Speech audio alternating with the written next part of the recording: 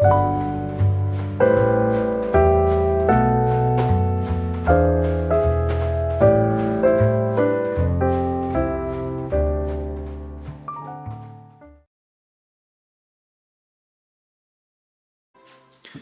우리가 함께 나눌 말씀은 마태복음 6장 9절에서 10절까지의 말씀입니다.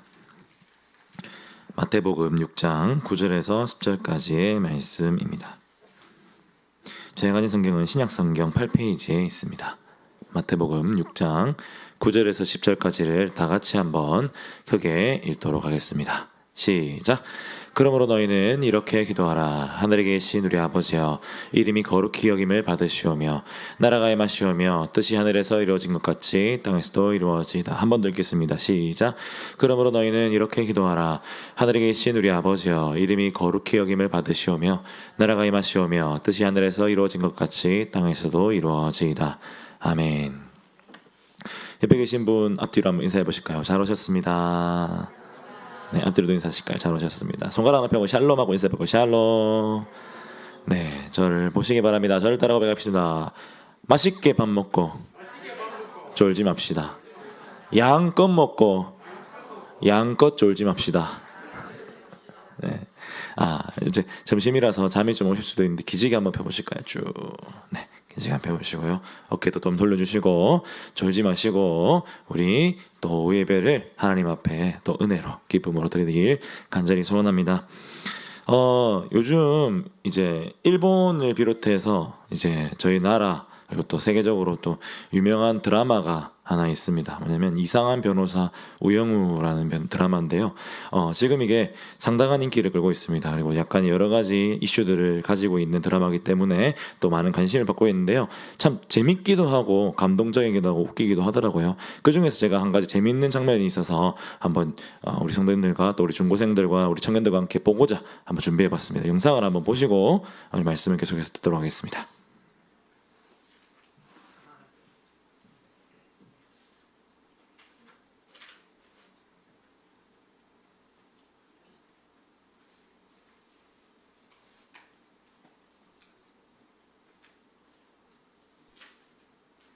아니 무슨 김밥이 3,500원 4,000원씩 해?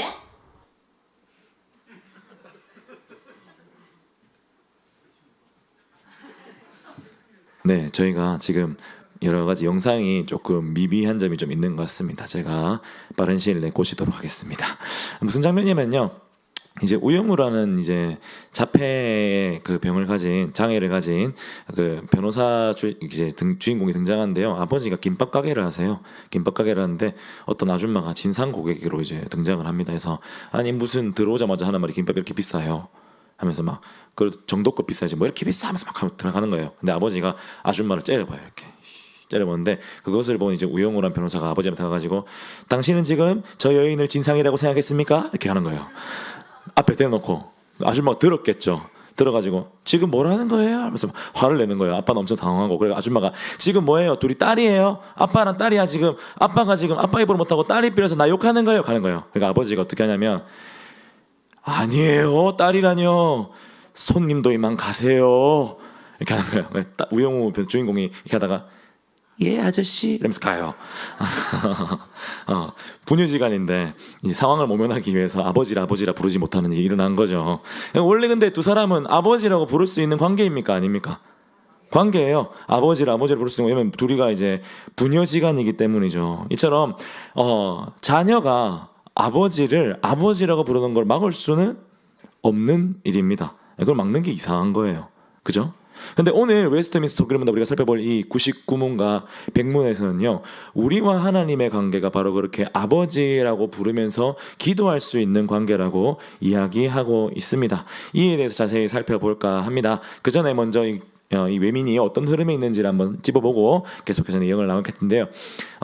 저희가 하나님의 진노와 저주 가운데 있을 때 이것을 모면하기 위해서 요구하시는 것들이 세 가지가 있다고 했습니다. 첫 번째를 그리스도를 믿는 믿음, 그리고 생명에 이르는 회개, 그 다음에 외적이고 일반적인 은혜의 방편, 은혜의 수단들이라고 했습니다. 그 중에서 은혜의 수단은 또 세 가지로 나눠지고 있죠. 첫 번째가 말씀, 두 번째가 뭐였죠?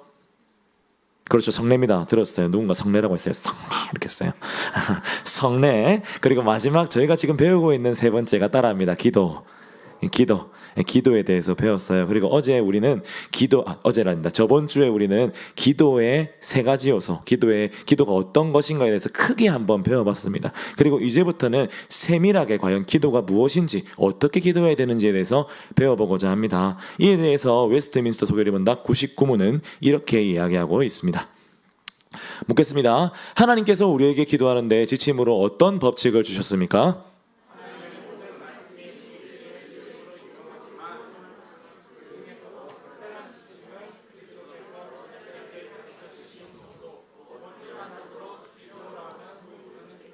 네, 저를 보시겠습니다. 지난주에 저희가 배웠던 내용을 한번 기억해 봅시다. 우리가 어떤 내용으로 기도를 해야 된다고 얘기를 했죠?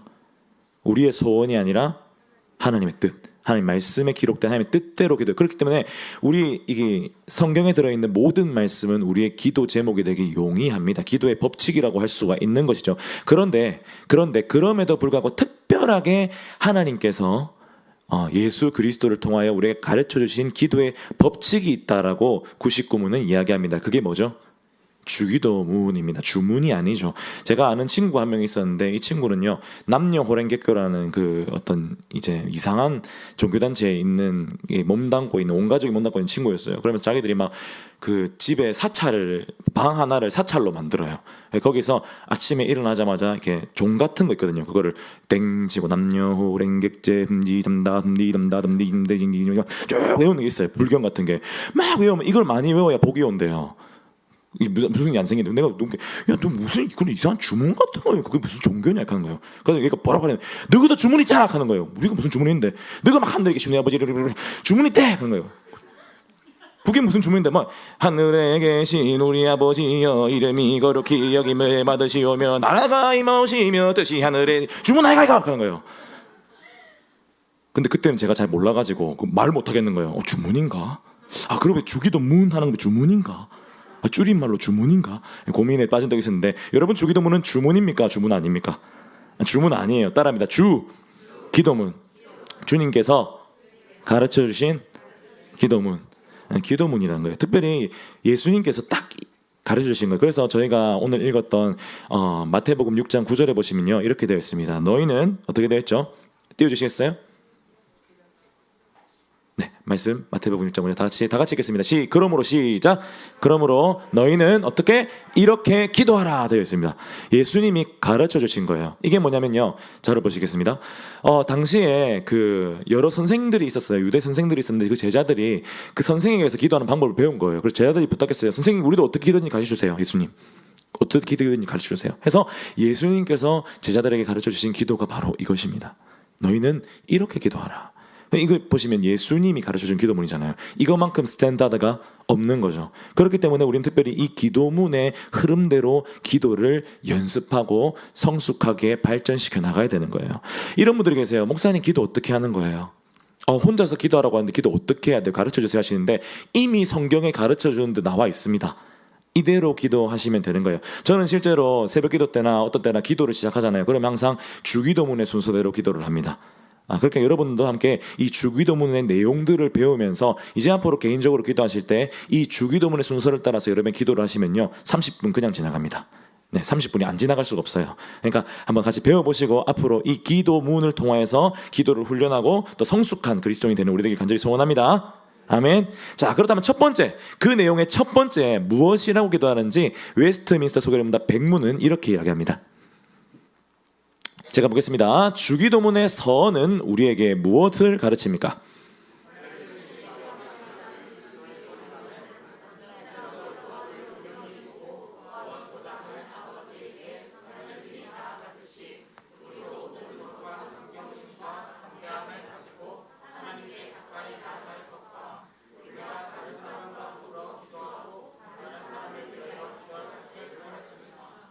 맞습니다. 저를 보시겠습니다. 하늘에 계신 우리 아버지여, 이게 주기도문의 서원이에요. 제일 첫 번째로 배워야 될 부분인 거죠. 이것은 두 부분으로 나눌 수 있습니다. 하늘에 계신과 우리 아버지여라는 부분으로 나눠서 조금 이해할 필요가 있어요. 첫 번째, 하늘에 계신이라고 기도하려 되는 이유가 무엇인지에 대해서 알아보도록 하겠습니다. 여러분, 하늘은 어떤 공간일까요? 추워요. 그거는 지금 현상을 말씀하시는 거 아니에요. 지금 여기 말고 하늘은 보통 어떤 공간으로 여기지나요? 초월. 추워요. 초월이라고 하셨군요. 죄송해요. 제가 지금 키가 좀 이상해가지고 전체적으로 키가 좀 이상하고 목도 이상하고 다 이상해요. 이해해 주세요. 기도해 주세요.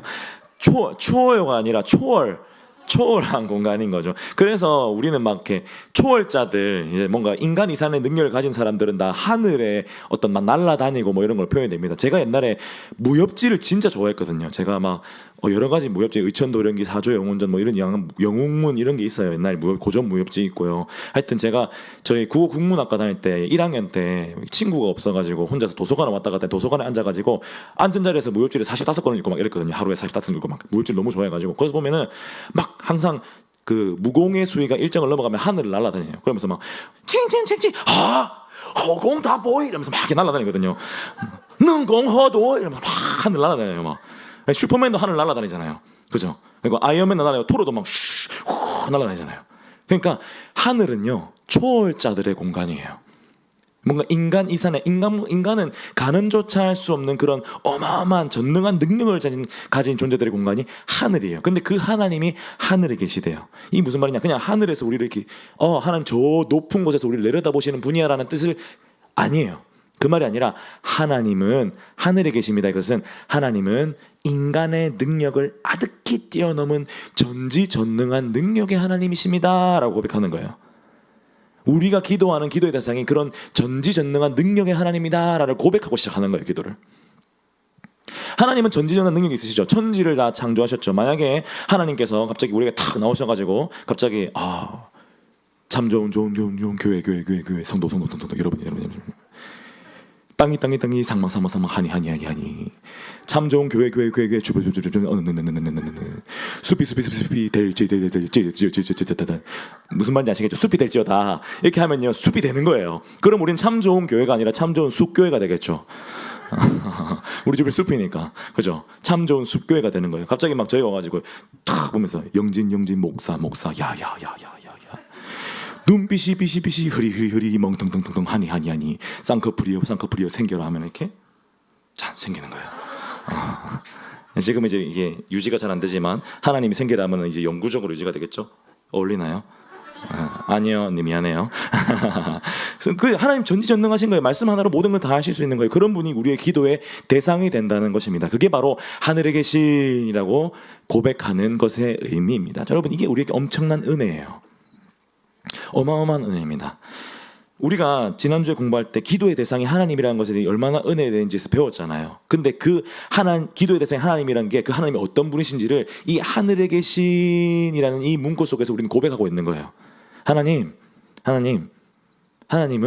전지전능하신 분입니다. 능치 못할 일이 없으세요. 제가 지금 그 하나님께 기도하고 있습니다 라를 고백하는 거예요. 이것이 은혜로 여겨지시길 믿음으로 여겨지시길 간절히 소원합니다. 할렐루야. 우린 그런 하나님께 기도하는 거예요. 그래서 저는 항상 기도의 시간에 하늘에 계신이라고 기도하면서 무엇이라고 하면 하나님 제 상황은요 인간의 힘으로 해결할 수 없는 상황입니다. 이런 문제가 있습니다. 하지만 지금 제가 하늘에 계신 전능한 당신께 기도합니다. 믿음을 가지고 기도합니다. 하나님은 이 모든 문제를 해결하실 수 있습니다. 이렇게 기도합니다.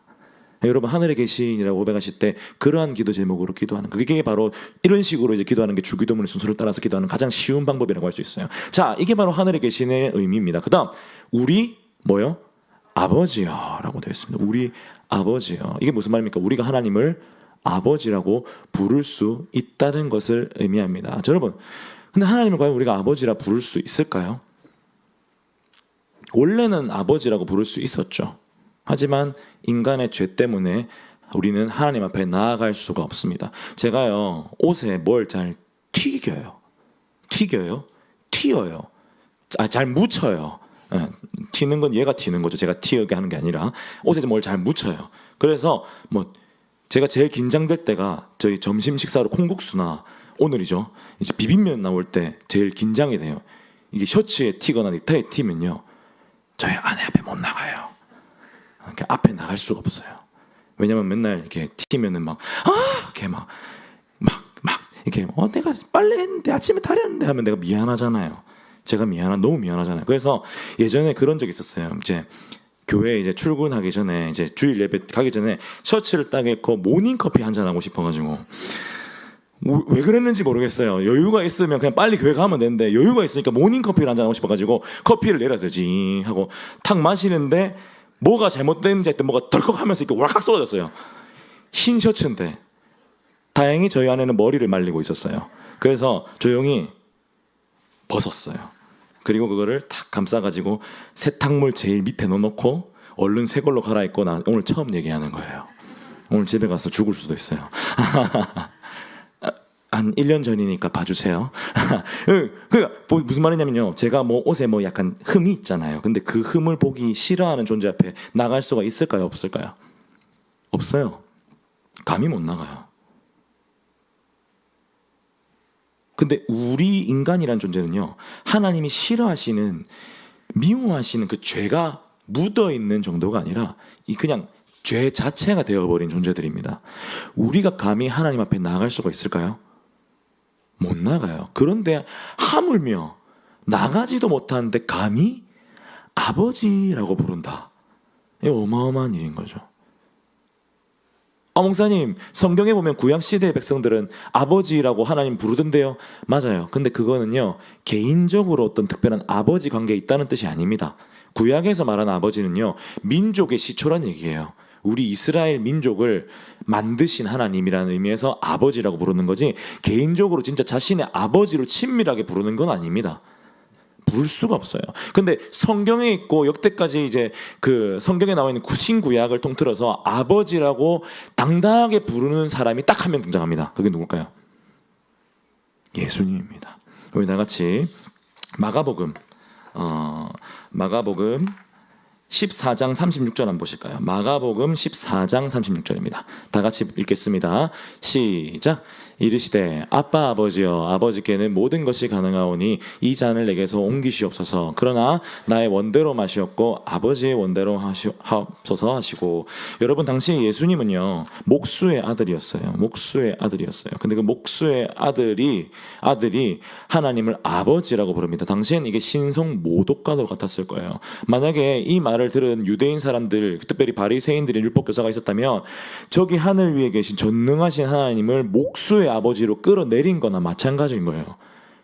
근데 지금 예수님 이 기도를 하시는 거예요. 그냥 하시는 것뿐만 아니라 제자들한테 이렇게 기도하라고 가르치십니다. 이걸 처음 들은 제자들은 했을 거예요. 우와, 아니 그렇게 기도하라고요? 제가요? 이런 반응이었을 거예요. 근데 예수님은 그러실 수가 있는 분이죠. 특별히 예수님은 아빠 아버지, 아바 아버지여라고 합니다. 우리 한글로 치면은 아빠라고 부르는 거예요. 솔직히 아빠라는 이 말은요, 조금 성인이 하기엔 조금 약간 낯가지러운 말일 수도 있어요. 이제 나이가 좀 꽤 드신 목사님께서 아주 근엄하신 목사님이 계셨어요. 설교할 때 사랑하는 성도 여러분, 할렐루야면 아멘으로 받아보시기 바랍니다. 할렐루야. 아멘. 그런 목사님 계셨어요. 근데 이게 막 무섭고 장로님들도 목사님 앞에서 예 목사님, 이렇게 뭐 안절보절 못하고 집사님들도 목사님 이제 가는 길에 막 피해주는 그런 느낌의 아주 막 건의가 넘치는 그런 목사님이 계셨다고 합니다. 그런 목사님이 막 이렇게 주일 예배 설교하고 성도들 악수를 하고 탁 보내던 와중에 갑자기 전화가 옵니다. 롤롤롤롤롤롤 착 받았어요. 그러더니 목사님이 그 근엄하신 또 뭐라세요? 이렇게 하는 목사님이 아빠 이렇게 한 거예요.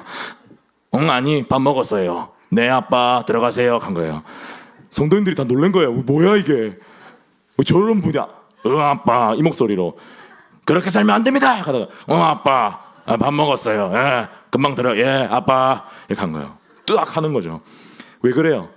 그만큼 아빠가 어린아이가 할 만큼 되게 그 아버지에 대한 사랑과 그 친밀함이 막 집약된 아주 특별한 단어이기 때문이에요.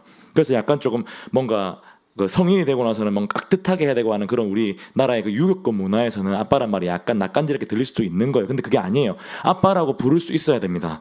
친밀함의 표현이거든요. 그런데 예수님께서 지금 하나님을 우리나라 말로 치면 아빠 아버지여라고 부르고 있는 거예요. 이거 예수님이 하나님과 얼마나 친밀한 관계에 있는지를 안다면 이해가 되는 거예요. 독생자입니다. 하나뿐인 아들이라는 의미도 있지만 이 하나님과 동일한 존재라는 의미도 있습니다. 하나님 자신이에요. 그렇기 때문에 이보다 더 친밀할 수가 없어요. 그래서 아빠 아버지요 라고 기도하라고 예수님은 그렇게 기도할 수가 있는 거예요.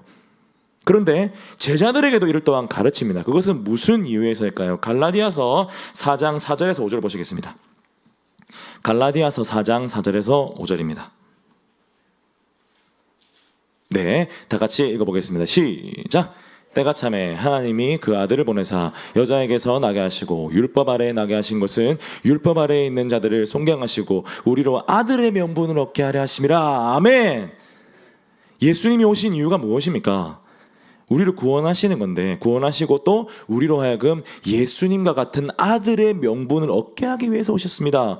그렇기 때문에 예수님은요, 자신의 제자들이라고 하죠. 제자들은 예수 그리스도를 믿고 따르는 자들입니다. 그 제자들에게 이렇게 기도하라고 하시면서 너희도 이제 저 하늘에 계신 전능하신 하나님을 아빠 아버지여라고 부르며 기도하라 라고 가르쳐 주신 거예요. 이 일을 하기 위해 오신 겁니다. 지금 이건요, 이렇게 이해하시면 좋을 것 같아요. 예수님이 자신의 이름표를 떼가지고 제자들의 그 가슴팍에 탁 붙인 거예요. 너도 이제 하나님 아들이야. 그러니 어떻게 기도해? 아버지를 향한 친밀함으로, 아버지를 향한 그 본질적인 의지함으로, 그리고 나의 아버지는 날 반드시 보호해 주실 거야 라는 그 믿음과 신뢰로 기도해. 넌 이제 하나님 앞에 그렇게 나아가서 기도할 수 있어. 가르쳐 주신 거예요. 그렇게 기도하라라는 것이 바로 우리 아버지여라는 이 기도 안에 들어가 있습니다. 사랑하는 여러분, 이 또한 우리에게 은혜일 줄 믿음으로 고백합니다. 할렐루야. 할렐루야. 출애굽 시대에 이스라엘 백성들이 광야 가운데 나갔어요. 광야 가운데 나갔을 때 그들이 해결해야 될 것이 세 가지 있어요. 뭐냐면 의식주입니다. 의식주, 이거 세 가지를 해결해야 됐어요. 옷이 광야 생활 가운데 헤어지면 이제 이게 곤란하잖아요. 그래서 하나님은 그들의 옷이 헤어지지 않도록 도와주십니다. 먹는 거, 하나님 그들이 배가 줄이자 그들에게 만나를 내려주시죠. 매출하게 해주십니다. 세 번째, 그들이 하는 공간은 광야입니다. 햇빛을 피할 곳이 없어요. 그래서 낮에 더울 때는 구름 기둥으로 그들에게 그늘을 만들어 주시고요. 밤에는 추우니까 불 기둥으로 그들에게 따뜻한 그 겉절을 제공해 주십니다. 의식주를 다 해결해 주시는 거예요. 그들은 하나님을 이런 하나님으로 알고 있습니다. 그런데 예수님은 거기에 하나 더 보태시는 거예요. 너희가 그렇게 보호받은 이유는 무엇이냐? 너희의 아버지, 아빠 아버지가 하나님께서 되어주시기 때문이다. 그러니 너희는 그러한 하나님께 이렇게 기도하라. 하늘에 계신 무엇이요? 우리 아버지요. 그렇게 기도하라고 가르쳐주고 계시는 것입니다. 이러한 기도를 하는 것이 우리에게 복이 될 줄 믿음으로 고백합니다. 그리고 또한 이렇게 기도하는 것은 하나를 더 가르쳐줍니다. 그것은 무엇이냐면요, 한 아버지를 둔 우리 형제 자매를 위해서도 너희가 기도할 수 있어야 한다라고 이야기합니다. 저랑 제 동생은요 정말 사이가 안 좋았습니다. 연년생이라서 더 사이가 안 좋았어요. 제가 제 동생이랑 너무 많이 싸운 나머지 저희 어머니가 이제 저한테 되게 뭐라고 하시면서 이렇게 말씀하셨어요. 그냥 잘 지기라, 지겨. 그만큼 제가 박살을 냈거든요, 진짜. 그냥 지기라, 그냥 그만 싸우고 끝내라 이러면서 막 이렇게 하셨거든요, 저희 어머니가. 정말 많이 싸웠어요. 그래서 중고등학교 때까지 사이가 정말 안 좋았어요. 정말 안 좋았어요. 그런데 이게 진짜 신기한 게요, 제가 예수님 만나고 나니까 동생에 대한 긍휼히 여기는 마음이 생기면서 동생을 사랑해야 되는 생각이 드는 거예요. 그래서 동생한테 친절하게 이야기 시작했어요. 그때 당시에 저랑 제 동생 대화는 딱 2개밖에 없었거든요. 컴퓨터 비키라. 컴퓨터 비키라. 왜 죽을래? 이게 다였어요. 이게 다였어요. 컴퓨터 비키라. 왜 죽을래? 이게 다였거든요. 지금 그렇게 그 정도로 안 좋았는데 제가 그날 이제 예수님 믿고 난 이후로 인격적으로 만나신 이후로 집에 갔어요. 컴퓨터 비키라라고 안 했겠죠. 어떻게 했을까요? 철호야, 혹시 컴퓨터 할 게 있어? 혹시 내가 조금 해도 될까? 아니, 할 건데. 아, 그래? 그럼 기다릴 테니까 다 되면 얘기해줘 하고 1시간 뒤에 철호야, 다 했을까? 아니. 아, 그래? 그럼 조금만 더 기다릴게. 형이 살짝 화가 나려고 하거든. 빨리 좀 끝내줘. 미안해. 30분 뒤에서 약간 그때는 올라갔어요. 철호야, 아직 안 끝났을까? 얘도 눈치가 있거든요. 끝났다 가는 거예요. 이 이상 안 되게 되면 그런 식으로 이제 되는 거예요. 근데 사이가 당장에는 안 좋아졌어요. 그런데 제 동생이 군대를 갔다 오고 나서 저한테 고백을 하는 것이 뭐냐면, 형님 참 고마웠다는 거예요. 그렇게 해줘서. 형님이 먼저 이렇게 손 내밀어 준 게 고마웠다는 거예요. 그래서 형님을 되게 본받고 싶은 마음이 들었다는 거예요, 동생이. 제 자랑하는 거 아닙니다. 좀 자랑이 될 수도 있겠죠. 제가 하고 싶은 게 무슨 말이냐면요. 한 형제 안에서 형제가 형제를 사랑할 수밖에 없는 것은요. 하나님이 정해주신 운명이에요. 형제는 평생을 함께 갈 수밖에 없습니다. 부모님은 나보다 먼저 나를 떠날 수 있지만 형제는 평생을 함께 갈 수밖에 없습니다. 근데 우리에게 육신의 형제만 있는 건 아니거든요. 이게 중요해요. 교회는 가족 공동체잖아요. 육신의 형제 자매만 있는 건 아니에요. 지금 이 자리에 있는 여러분 양옆을 보실까요? 앞뒤를 보세요. 이렇게 보면은 다 형제 자매예요. 우리 은철이 형님, 우리 혜경이 형님. 아, 형님은 좀 심했나요? 은철이 삼촌, 혜경이 삼촌. 은주 누나. 연옥이 누나. 이렇게 되는 거죠. 진짜 그렇게 하라는 얘기가 아니에요. 그렇게 하라는 얘기는 아니에요. 허락받고 하세요. 하려면 허락받고 하세요. 1년에 한 2번 정도? 제 말이 무슨 말이냐. 나이와 상관없이 우리는 다 한 형제 자매란 얘기예요. 왜냐하면 하늘에 계신 우리 아버지여라고 기도하라고 허락하셨잖아요. 그러면 아버지를 부르는 그 이름 안에서 우리가 한 형제 자매라는 얘기예요. 그러면 우리는 한 형제 자매이기 때문에 우리는 사랑할 수밖에 없는 운명으로 지어졌습니다. 그렇기 때문에 옆 사람을 위해서 기도할 수가 있어야 되는 것이죠. 그렇기 때문에 하늘에 계신 우리 아버지여라고 기도할 때 저는 이렇게 기도합니다. 하늘에 계신 전능하신 능력이 가신 하나님, 당신께 내가 기도합니다. 우리 아버지여, 하나님, 당신은 나와 멀리 계신 분이 아닙니다. 나와 너무 친밀하셔서 이미 나의 모든 것을 필요를 알고 계시는 분이기 때문에 이미 도와주고 계시지만 제가 또 아버지께 아무런 부담감 없이 친밀하시니까 제가 또 기도 제목을 들고 나아갑니다. 아버지 사랑합니다. 기도 제목 들어주시옵소서. 그리고 하나 더, 하나님, 또한 지금 이 자리에 없지만 나와 함께 당신을 아빠 아버지라 부르는 우리 모든 교회에 있는 형제 자매들을 위해서도 기도합니다. 그들의 기도에 함께하여 주시옵소서. 이게 하늘에 계신 우리 아버지여라고 기도하는 그 기도의 내용인 거예요. 그렇게 우리는 기도하라고 예수님께서 가르쳐주고 계십니다.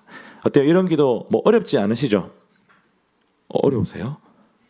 어렵지 않으시죠? 네, 앞으로 기도 시작하실 때 이제 그런 식으로 기도를 한번 순서를 가보시는 게 좋을 것 같아요. 그럼 목사님 다음 것은 어떻게 합니까? 다음 주에 배우겠죠. 그렇게 침이 너무 많네. 그렇게 주기도문이 쭉 나가면 우리는 다 배우는 거예요. 그럼 오늘 여기까지만 기도해야 되나요? 요 하시고 다음 것 또 다른 기도 하시면 돼요. 여기까지만 하라는 얘기가 아니라, 그죠? 앞으로 계속 배워 나가도록 하겠습니다. 우리 기도합시다. 네, 말씀을 정리하겠습니다. 전해보시겠습니다. 그렇다면 오늘 제가 9절까지만 읽으면 되는데 10절까지 읽었어요. 우리 다시 마태복음 6장 9절에 10절 띄워주실까요? 마태복음 6장 9절에 10절. 우리 한번 다시 9절에서 10절까지를 다 같이 읽어볼게요. 시작. 그러므로 너희는 이렇게 기도하라. 하늘에 계신 우리 아버지여, 이름이 거룩히 여김을 받으시오며 나라가 임하시오며. 여기까지 읽겠습니다. 다시 9절에서 나라가 임하시오며까지 읽겠습니다. 시작. 그러므로 너희는 이렇게 기도하라. 하늘에 계신 우리 아버지여, 이름이 거룩히 여김을 받으시오며 나라가 임하시오며. 여기까지 읽겠습니다. 사랑하는 여러분, 하늘에 계신 우리 아버지라는 고백을 하면은 당연히 이어서 나라가 임하시오며라는 기도가 나올 수밖에 없습니다. 왜냐하면 하나님을 우리 아버지여라고 부르는 것은요, 우리가 하나님께 속해 있다는 거거든요. 하나님의 나라에 이미 속해 있다는 것을 의미합니다. 그렇기 때문에 나라에 대한 기도가 나오는 거죠. 이에 대해서는 다음 주에 배울 것입니다. 근데 제가 왜 오늘 10절까지 같이 이야기했느냐, 나라에 속해서 기도한다는 것에 우리는 좀 더 집중을 할 필요가 있기 때문입니다. 방금 제가 말씀드렸습니다. 예수님께서 하늘에 계신 우리 아버지여 라고 기도하라고 말씀드렸어요. 그런데 예수님은요, 너희가 특별한 때에 좀 필이 왔을 때, 이게 좀 뭔가 느낌이 왔을 때만 그렇게 기도하라고 얘기하지 않으셨어요. 모든 상황에 앞에 붙어 있다고 생각하시면 됩니다. 모든 상황에 너희는 이렇게 기도하라. 하늘에 계신 우리 아버지요. 근데 우리는 이렇게 생각합니다. 우리 특별히 중고등부 친구들 수련회 때 기도 되게 열심히 했잖아요. 그죠? 우리 차양팀, 기도의 집 차양팀이 이제 우리 선교 주셨는데 너무 차양이 은혜가 됐어요. 진짜. 그리고 기도도 왜 또 수련회 때만 가면 우리 또 기도하면 또 느낌이 막 오잖아요. 뭔가 찌릿찌릿하면서 막 불이 토해지게 될 것 같고, 막 갑자기 내가 막 눈에서 막 안각이 삥 나고 그런 느낌이 들잖아요. 그런데 항상 기도가 수련에서만 그렇게 하고 교회 오면은 기도하면은 묵상이 아니라 이제 그냥 잠상을 하죠. 아멘 교회 이러잖아요. 우리 중고등부 친구들 그렇게 하면 안 됩니다. 수련회 때만 하늘에 계신 우리 아버지가 아닙니다.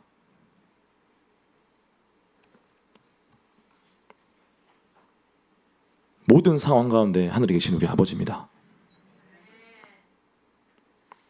착각하시는 거예요. 기도는 뭔가 분위기가 그렇게 갖춰졌을 때 수련회 같은 그런 특별한 상황에만 뭔가 은혜가 임할 수밖에 없는 그런 상황에만 기도가 잘 되는 거구나 착각하지 마세요. 수련회는 당연히 은혜가 넘칠 수밖에 없습니다. 그러기 위해서 준비되고 기도되어지고 하나님께서 선생님들을 마음을 세우시고 기도하게 하시고 준비하게 하신 게 수련회예요. 선교주는 모든 일이 다 그렇게 은혜 받기를 간절히 구하면서 집중하는 게 수련회니까 은혜 받는 게 당연합니다. 받지 못할 수도 있겠지만 받는 사람들 당연합니다. 그런데 진짜는 가짜란 얘기는 아니죠. 근데 우리가 진짜 집중해야 되고 우리가 진짜 실력으로 성숙한 모습을 보여야 되는 곳은 우리 교회입니다. 여러분의 삶입니다. 그 가운데 하늘에 계신 우리 아버지여라고 기도를 하지 못하면서 수련회 때만 매달린다는 것은 문제가 있는 것입니다. 그러니 사랑하는 중고생 여러분 금토에 금요일이죠. 금요일 기도회 때 기도 정말 열심히 했잖아요. 우리 서로 위해서 기도도 했잖아요. 그곳에서만 그렇게 기도할 수 있다고 생각하지 마세요. 은혜가 있는 곳에 은혜를 받는 것은 마음이 준비된 사람이라면 당연한 것입니다. 하지만 진짜 그리스도인들이 나아가야 될 것은 은혜가 없는 곳, 은혜를 끼치지 못하는 곳, 기도가 드려지지 않는 곳에 나아가서 기도해야 됩니다. 그러니 사랑하는 중고생 여러분, 여러분들이 수련회 때 받았던 그 은혜를 들고 여러분의 그 척박한 삶 가운데로 나가서 하늘에 계신 우리 아버지여라고 기도하실 수 있어야 합니다. 사랑하는 청년 여러분, 특별히 우리 차연팀은 제가 경건보고서를 해서 기도를 하라고 말씀드리고 있습니다. 청년들도 제가 이 말씀을 드려서 개인기도 시간을 가지라고 분명히 제가 개인 만나면서 상담을 할 때마다 항상 신방을 드릴 때마다 항상 말씀드립니다.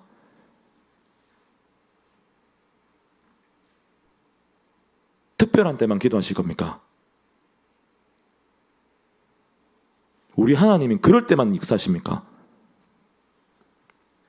수련회가 다가오고 있습니다.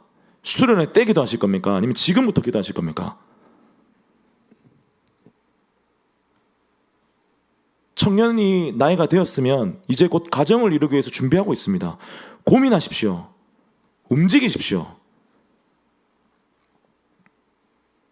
인상 썼다고 해서 화내는 것 아닙니다. 강하게 얘기하는, 강조하는 거예요. 제가 이 무표정하면 이게 화내는 것처럼 보여가지고 웃으면서 하면 그건 되게 이상하잖아요. 정신 차리십시오. 그럼 되게 이상하잖아요. 그걸 강조로 안 해주세요. 화내는 거 아닙니다. 정신 차리십시오. 하늘에 계신 하나님이십니다. 은혜 없는 곳에서 은혜를 부어주시는 분이에요. 공동체가 하나된 곳에서만 역사하는 것이 아니라 기도로 하나되게 하시는 분이 하나님이십니다. 성도가 100명, 200명, 수천 명 많은 곳에서 세션이 갖춰져 있고 프로그램 장비가 꽉 갖춰져 있고 빵빵한 데서만 하나님이 와 여기 마이크 좋네 여기서 기도해야 되겠다 하시는 분이 아니에요. 이런 거 다 없어도 돼요. 그래도 역사하시는 분이 하나님이십니다. 모든 곳에서 하나님은 예수님은 이렇게 기도하라고 분명히 말씀하셨습니다. 그러니 우리는 모든 상황 가운데 하늘에 계신 우리 아버지여라고 기도할 수 있어야 됩니다. 이미 우리가 그 나라에 속해 있기 때문입니다. 따라합니다. 내가 서 있는 이곳은, 다시 한 번 더 자신 있게 허리 펴고 고개 들고, 내가 서 있는 이곳은 이미 하나님 나라입니다. 이 나라에서 나는 하늘에 계신 우리 아버지께 기도합니다. 아멘. 기억하시고 선포하는 우리 되길 간절히 소원합니다.